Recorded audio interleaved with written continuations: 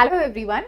మనం AIB previous year question పేపర్స్లో కానీ లేదా అంటే జేసీజే ప్రిలిమ్స్ ఆబ్జెక్టివ్ బిట్స్లో, పీజీ లా సెట్ ఆబ్జెక్టివ్ బిట్స్లో తరచుగా మీరు ఇంపార్టెంట్ లీగల్ మ్యాక్సిమ్స్ నుంచి కొన్ని క్వశ్చన్స్ చూస్తూ ఉంటారు.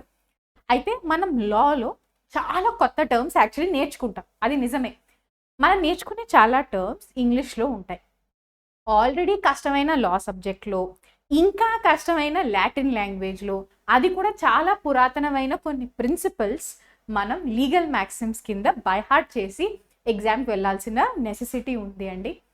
యాక్చువల్లీ మీరు ఏ ఎగ్జామ్ తీసుకున్నా, నిజం చెప్తున్నా, మీరు ఏ ఎగ్జామ్ తీసుకున్నా legal terms and legal maxims నుంచి 1 or 2 క్వశ్చన్స్ మినిమం అయితే వస్తాయి. ఏఐబి ఎగ్జామ్ నుంచి కూడా మీకు at least 5 to 6 questions legal maxims అన్న టాపిక్ నుంచి వచ్చే ఛాన్సెస్ ఉన్నాయి. సో అందుకని ఈ షార్ట్ వీడియోలో నేను మీతో కొన్ని ఇంపార్టెంట్ లీగల్ మ్యాక్సిమ్స్ డిస్కస్ చేయబోతున్నా. అయితే లీగల్ మ్యాక్సిమ్స్ ఎవరికైనా గుర్తుపెట్టుకోవడం కష్టమేనండి. మనం వాడుక భాషల్లో రెగ్యులర్గా తెలుగు ఆర్ ఇంగ్లీష్ మాట్లాడతాం, కొన్నిసార్లు హిందీ మాట్లాడచ్చు, అంతేకాని లాటిన్ భాష అయితే మనం మాట్లాడడం కాబట్టి ఇవి అందరికీ కొంచెం కష్టంగానే ఉంటాయి. సో అందుకని నేను 2 వీడియోస్ చేస్తున్నా. ఇది part 1 of the video. Part 2 వీడియోలో ఇంకొన్ని ఇంపార్టెంట్ లీగల్ మ్యాక్సిమ్స్ నేను మీతో డిస్కస్ చేస్తాను. ఛానల్ కనుక ఇప్పటి వరకు ఎవరైనా సబ్స్క్రైబ్ చేసుకోకపోతే డెఫినెట్లీ సబ్స్క్రైబ్ చేసుకోండి. అలాగే ఛానల్లో కంటెంట్ మీకు ఇన్ఫర్మేటివ్గా అనిపిస్తే మీ కొలీగ్స్, మీ కోర్ట్ గ్రూప్స్లో డెఫినెట్గా షేర్ చేయండి. So let us start. మన ఫస్ట్ మ్యాక్సిమ్ ఏంటి అంటే క్విడ్ ప్రో క్యూ. ఏంటండి first maxim? Quid pro quo. అయితే నేను యాక్చువల్లీ ఈ లెక్చర్లో ప్రతి మ్యాక్సిమ్కి ఒక స్టోరీ చెప్తాను, సో దట్ మీరు ఈ మ్యాక్సిమ్ బై హార్ట్ చేసే ప్రతిసారి ఆర్ మ్యాక్సిమ్ చదివే ప్రతిసారి నేను చెప్పే స్టోరీ కూడా మీకు గుర్తుకొస్తూ ఉంటుంది. క్విడ్ ప్రో క్యూకి స్టోరీ ఏంటి అంటే చాలా సింపుల్. ఇందాక నేను జస్ట్ ఒక 10 seconds ముందు ఒక స్టేట్మెంట్ చెప్పాను. మీరు కనుక ఈ వీడియోస్ నచ్చినట్టయితే ప్లీజ్ షేర్, కమెంట్, సబ్స్క్రైబ్, ఇలా ఒక రెగ్యులర్ ఒకటి వింటూ ఉంటాం కదా. ప్రతి యూట్యూబ్ ఛానల్లో ఈ లైన్ అయితే మీరు వింటూనే ఉంటారు కదా. కొన్ని వీడియోస్లో అయితే 10 నిమిషాల వీడియోలో ఒక 10 times వాళ్ళు చెప్తూనే ఉంటారు ఇదే స్టేట్మెంట్. అయితే ఈ స్టేట్మెంటే మనకి క్విడ్ ప్రో క్యూ. ప్రతి యూట్యూబ్ వీడియోలో ఇదే లైన్ చెప్తున్నారు. నేను ఇది చేస్తా, నా ఛానల్లో మీకు ఇటువంటి కంటెంట్ ఉంటుంది, మీకు నా కంటెంట్ నచ్చినట్టయితే నేను మీకోసం ఇటువంటి మోర్ వీడియోస్ చేస్తూ ఉంటాను. ఇదంతా వాళ్ళ తరపు నుంచి వాళ్ళు చేసేవన్నీ చెప్తున్నారు. అలాగే మీ సైడ్ నుంచి లైక్ చేయండి, కమెంట్ చేయండి, సబ్స్క్రైబ్ చేసుకోండి, షేర్ చేసుకోండి అని మీరేం చేయాలో కూడా చెప్తున్నారు. నేను గుడ్ వీడియోస్ చేస్తా, నేను మీకు లా ఈజీగా నేర్పిస్తా, మీరు నా ఛానల్కి సబ్స్క్రైబ్ చేసుకోండి. ఇది మన ఇద్దరి మధ్యన జరుగుతున్న ఒక కాన్వర్సేషన్. నేను ఇది చేస్తా, మీరు అది చేయండి. అయితే నాకు ఒక ఈ క్విడ్ ప్రో క్యూ చూసినప్పుడల్లా నాకు ఒక డైలాగ్ గుర్తుకొస్తుంది. జాతిరత్నాల సినిమా మీరు అందరూ చూసే ఉంటారు, చాలా ఫేమస్ సినిమా. దాంట్లో వాడు ప్రియదర్శి ఉంటాడు కదా, వాడు అడుగుతూ ఉంటాడు కదా, ఇవాళ నేను రైస్ పెడతా, నువ్వు కర్రీస్ తీసుకురా. ఎందుకంటే వాడికి రైస్ వండడం అంటే ఒక పిచ్చి. సో వాడు ఎప్పుడు రైస్ పెడతా ఉంటాడు, నువ్వు కర్రీస్ తీసుకురా.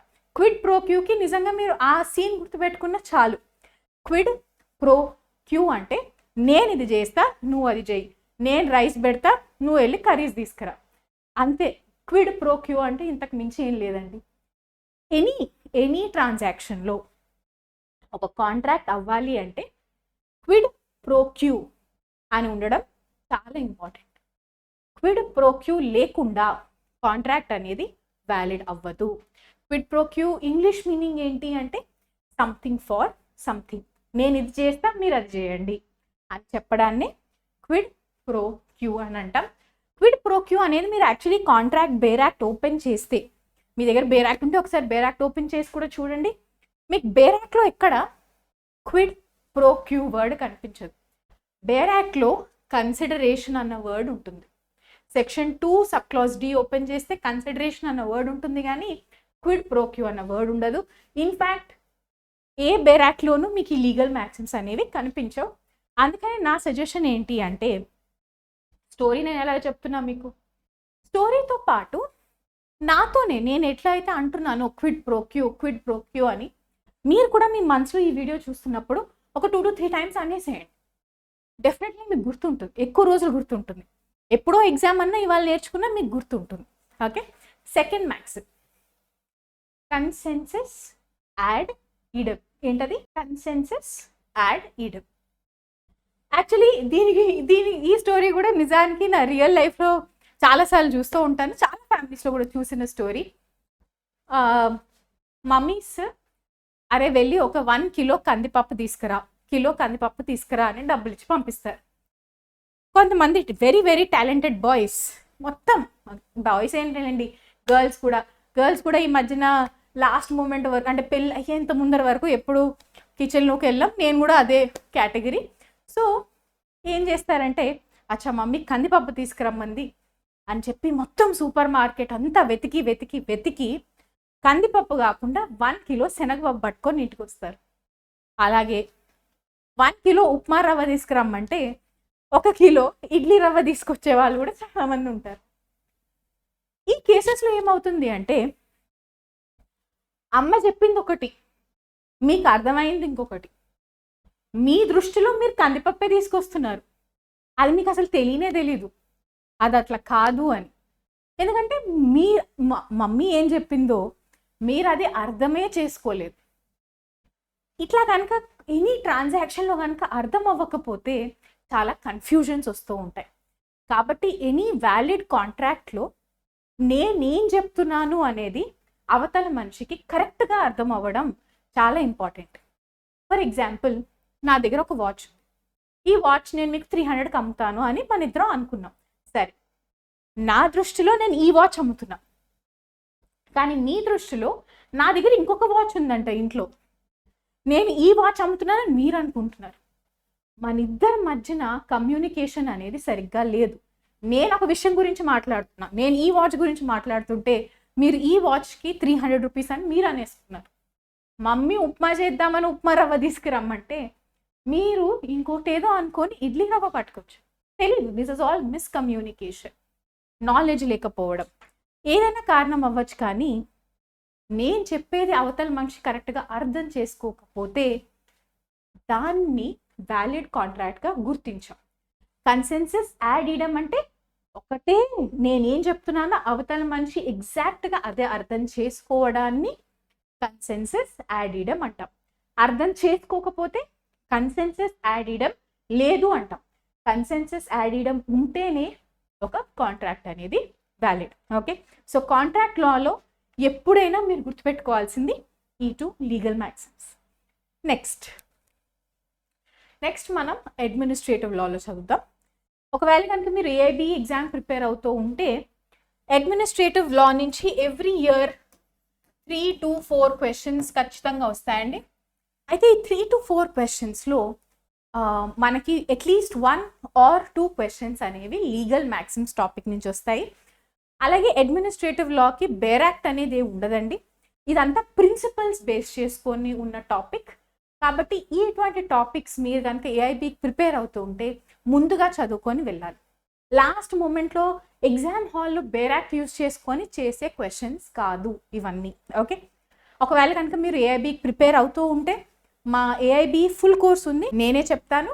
ఇంగ్లీష్లో ఉంటుంది కోర్స్, సింపుల్ ఇంగ్లీష్లో ఉంటుంది. మొత్తం ఏఐబికి కావాల్సిన సిలబస్ అంతా స్టెప్ బై స్టెప్ మేనర్లో ఉంటుంది. ఒకవేళ మీరు జాయిన్ అవ్వాలి అనుకుంటే డీటెయిల్స్ పిన్డ్ కమెంట్లోను డిస్క్రిప్షన్ బాక్స్లోనూ ఉంటాయండి. చెక్ చేసి మీరు మాకు వాట్సాప్ చేయండి, మీకు డీటెయిల్స్ అన్నీ షేర్ చేస్తాం. ఓకే, నా administrative Lalo one of the most important principle ఏంటి అంటే డెలిగాటా పొటెస్టాస్ నాన్ పొటెస్ట్ డెలిగారి. ఏంటి? డెలిగాటా పొటెస్టాస్ నాన్ పొటెస్ట్ డెలిగారి. ఇది కొంచెం పెద్దదేనండి. ఫస్ట్ 2 మనం చిన్నతో స్టార్ట్ చేసాం, కానీ ఇక్కడికి వచ్చేసరికి కొంచెం పెద్దదైంది. అయితే ఇది గుర్తుపెట్టుకోవడానికి నేను మీకు ఒక సింపుల్ స్టోరీ చెప్తాను. సపోజ్ కనుక మీరు ఫ్యామిలీస్లో చూస్తే పెద్దవాళ్ళు అంటే పేరెంట్స్ జనరేషన్ వాళ్ళు పిల్లలలో పెద్దవాళ్ళకి కొన్ని పనులు అప్పచెప్తారు. అంటే అన్నయ్యలకో అక్కలకో కొన్ని పనులు అప్పచెప్తారు.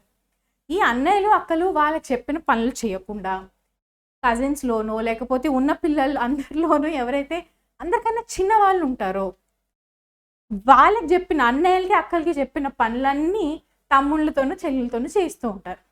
అఫ్కోర్స్ నాలాగా సింగిల్ చైల్డ్, అందులోనూ సింగిల్ కూతురు అయితే చాలా గారాబంగా పెరుగుతారు, ఎవ్వరూ పనులు చెప్పరు, అది వేరే విషయం అనుకోండి. బట్ ఒకవేళ కనుక మీరు అందరికన్నా పెద్దవాళ్ళు అయి ఉండి చిన్న పిల్లల చేత మీకు ఇచ్చిన పనులన్నీ చేపిస్తూ ఉంటుంటే మీకు ఇది అప్లై అవుతుంది. డెలిగాటా పొటెస్టాస్ అన్న ఈ మ్యాక్సిమ్ ఏం చెప్తుంది అంటే, నీకు ఒక పని చెప్తే ఆ పని నువ్వే చేయాలి. అడ్మినిస్ట్రేటివ్ లాలో మనం గవర్నమెంట్ గురించి, గవర్నమెంట్ అధికారుల గురించి చదువుతాం. అంటే లా ఒక గవర్నమెంట్ అధికారికి ఒక పని ఇస్తే ఆ గవర్నమెంట్ అధికారి ఆ పని చేయాలి, ఇంకొకరికి ఆ పని అప్పచెప్పకూడదు. సో ఈ జనరల్ ప్రిన్సిపల్ అడ్మినిస్ట్రేటివ్ లా మొత్తం అంతా అప్లై అవుతుంది. ఒక వర్క్ అనేది, ఒక పవర్ అనేది, ఒక డ్యూటీ అనేది ఒక పర్సన్కి ఇస్తే, ఒక గవర్నమెంట్కి ఒక డ్యూటీ ఇచ్చినా, లేదంటే గవర్నమెంట్లో ఉండే ఒక పర్టిక్యులర్ అధికారికి ఏమైనా డ్యూటీ ఇచ్చినా అతను మాత్రమే ఆ పని చేయాలి. అరే నాకు ఇచ్చారు ఈ పని కానీ నేను చేయను, ఇంకొకరి చేత చేపిస్తాను అనడానికి ఉండదు. జనరల్ రూల్ ఏంటి అంటే, మీకు ఇచ్చిన పనిని మీరే చేయాలి, ఇంకొకరికి అప్పగించకూడదు. సో మీరు కనుక ఆ ఫ్యామిలీలో అందరికన్నా చిన్నవాళ్ళు అయి ఉండి అందరూ మిమ్మల్ని అడ్వాంటేజ్ తీసుకుంటూ ఉంటే మీరు నెక్స్ట్ టైం ఈ మ్యాక్సిమం వాళ్ళకి గుర్తుపెట్టుకొని బైహార్ట్ చేసి వాళ్ళకి చెప్పండి. కాబట్టి లా కింద నేను అసలు చేయను అని చెప్పండి. ఓకే, అచ్చా ఈ వీడియోకి ఇవి మన లాస్ట్ 2 అండి. కాకపోతే ఈ రెండిట్లో చాలా కన్ఫ్యూజన్ ఉంటుంది, అందుకనే నేను 2 పక్క పక్కన రాశాను.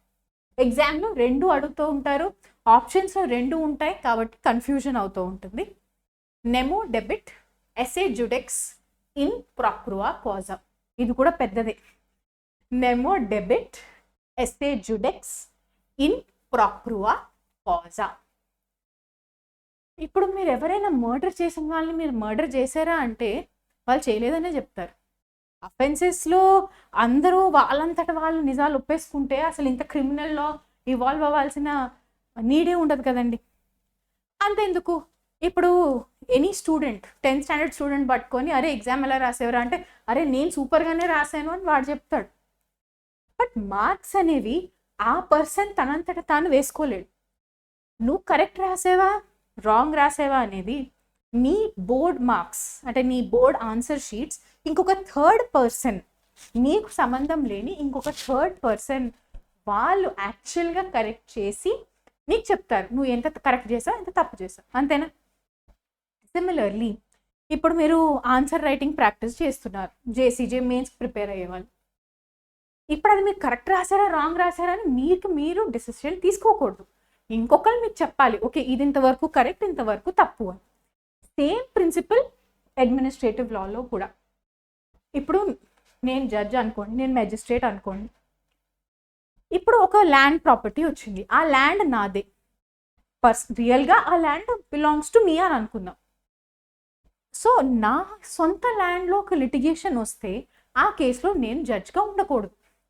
సపోజ్ నేను ఒక మర్డర్ చేశానా లేదా అని ఒక కేసు కనుక వస్తే ఆ కేసులో నేను మ్యాజిస్ట్రేట్గా ఉండకూడదు. ఎవరైనా ఇదొక very basic principle, very common sense principle కూడా. ఏ వ్యక్తి తప్పు చేసాడా లేదా అనే డెసిషన్ ఆ వ్యక్తి తీసుకోకూడదు, ఇంకొకరు తీసుకోవాలి. ఈ బేసిక్ ప్రిన్సిపల్నే మనం కాంప్లికేట్ చేసి లాటిన్ భాషలో నెమో డెబిట్ ఎసే జుడెక్స్. ఇక్కడ మీరు గుర్తుపెట్టుకోవడానికి వర్డ్ ఈ జుడెక్స్ అన్న వర్డ్. జుడెక్స్ జుడిషియల్ అని గుర్తుపెట్టుకోవచ్చు, జడ్జ్ అని గుర్తుపెట్టుకోవచ్చు. నేనైతే జడ్జ్ అని గుర్తుపెట్టుకుంటానండి, జుడెక్స్ జడ్జ్. సో ఏ పర్సన్ తను కరెక్ట్ చేసాడా తప్పు చేసాడా అని తన కేసులో తను జడ్జ్ చేసుకోకూడదు అనేది ఈ ప్రిన్సిపల్. జుడెక్స్ అన్న వర్డ్, ఎసే జుడెక్స్ అన్న వర్డ్ చూస్తే జడ్జ్ చేసుకోకూడదు అని మీరు లింక్ చేసుకొని గుర్తుపెట్టుకోండి. ఎందుకు అంటే దీంతోనే సిమిలర్గా ఇంకొకటి ఉంటుంది, నెమో డెబిట్ బిస్ వెక్సారి. ఇక్కడి నుంచి మారిపోతుందండి, ఫస్ట్ 2 వర్డ్స్ సేమ్, ఇక్కడి నుంచి మారిపోతుంది. నెమో డెబిట్ బిస్ వెక్సారి ప్రో ఈడెమ్ కాజా, ప్రో ఈడెమ్ కాజా. నెమో డెబిట్ బిస్ వెక్సారి ప్రో ఈడెమ్ కాజా. ఇది యాక్చువల్లీ క్రిమినల్ లాలో వస్తుంది. దీని మీనింగ్ చాలా సింపుల్. మీరు ఒక్కసారి తప్పు చేస్తే పనిష్మెంట్ కూడా ఒకసారి పడాలి, 2 times 3 times పడకూడదు. ఫర్ ఎగ్జాంపుల్ ఇదే వాచ్ యొక్క థెఫ్ట్ కేస్, ఒక్కసారి వాచ్ యొక్క థెఫ్ట్ అయితే దానికి ఒక్కసారి పనిష్మెంట్ పడాలి. ఇదే వాచ్కి అదే పర్సన్కి మాటికి పనిష్మెంట్ పడకూడదు. అగైన్ ఇది చాలా common sense based principle, very fundamental legal principle అని అంట. మొత్తం ఇండియాలో ఉన్న క్రిమినల్ లా అంతా ఈ ప్రిన్సిపల్ ఫాలో అవుతుంది. కాబట్టి ఇది ఇంత ఇంపార్టెంట్ ప్రిన్సిపల్ కాబట్టి ఎగ్జామ్లో అడిగే ఛాన్సెస్ కూడా ఉన్నాయి. అయితే ఇలాగే ఇంకొన్ని ఇంపార్టెంట్ లీగల్ మ్యాక్సిమ్స్ పార్ట్ 2లో కూడా డిస్కస్ చేశాను, ఆ వీడియో కూడా చూడండి.